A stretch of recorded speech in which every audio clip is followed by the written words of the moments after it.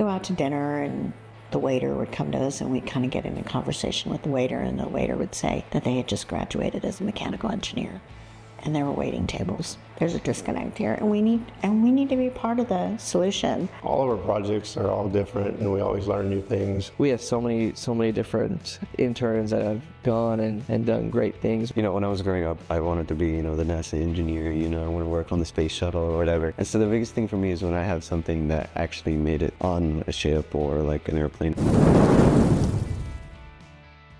Right at the end of 2012, that's when we started our business. We didn't have any interns at that time. We didn't have any other additional help or anything either. You'd go out to dinner and the waiter would come to us and we'd kind of get in a conversation with the waiter, and the waiter would say that they had just graduated as a mechanical engineer and there were waiting tables. At that point is when we decided, you know what, we need to probably start bringing some people in. It gave them what they needed on their resume. They needed to have some experience. Emmanuel actually came to us as an intern. I would say the biggest difference is when you're an intern, you're really just juggling one task, one project. When I was brought on as a full-time engineer, then it was like, here's this project, here's that project, here's this, That's really what distinguished the, being just a strict intern to now being an actual mechanical engineer. Really going into an internship that's in your field. So like if you're mechanical or aerospace, coming to Elevate, you're going to get experience in CAD softwares that are tailored more for that industry. Before they even get put on the project, we have training that's done before then. She reached out and said, I see that you're not using Solid Professor. And I'm like,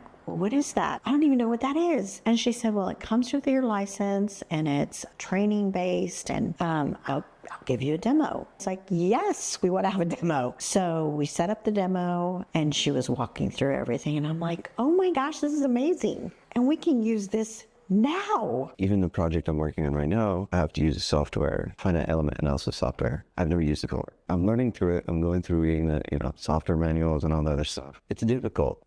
And that's why I like offerings like Solid Professor, which kind of put everything in a nice bundle to give to you, guide you through the basics. Here's this tool that's in SOLIDWORKS, for example, right? Here's how you use it. Here's what it does. Now you can go do something with it. We had one intern, and she came in. She was a materials engineer. She was not familiar with SOLIDWORKS. By the time she finished, she was designing things all on her own. And so much so that she got a design position at Yeti. We're so proud of being able to be part of that and develop the right skills, develop that person. As the chief engineer here at Elevate Systems, I really enjoy all of our projects are all different, and we always learn new things. Heat exchanger projects, we never did heat exchangers, and we learned a lot about it. The fuel flow transmitter, we hadn't done a lot of electrical type work and with springs and very intricate, and we learned a lot that project. But being able to say and to look at a part and say, yes, we can do this work, and this is the reason we can do it. We've worked on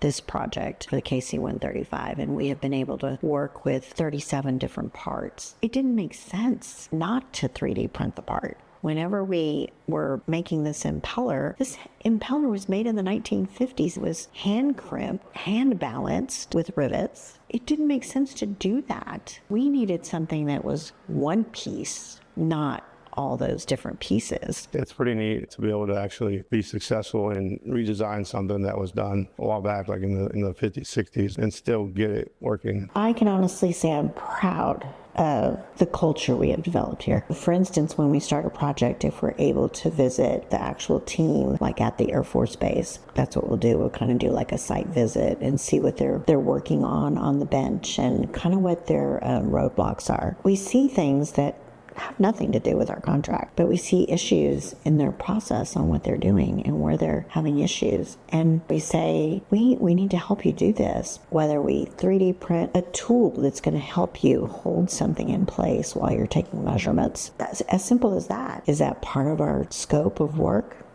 No, but we see the whole picture.